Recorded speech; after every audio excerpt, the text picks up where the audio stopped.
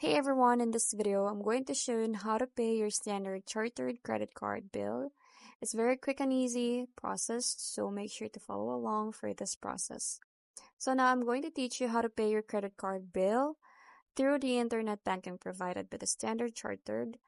So on a website browser, either by using your computer or your phone, just have to go to the Standard Chartered website at www.com. And here, make sure you log into your account and you access the online banking page. So once you're properly logged into your account and you have the access to your page, select the payments and then choose credit card payment. On the left side of the menu, you should see the pay bills options. And from there, you can choose pay credit card bill. You will have to choose which account you're paying from, including the currency and which account you're paying to.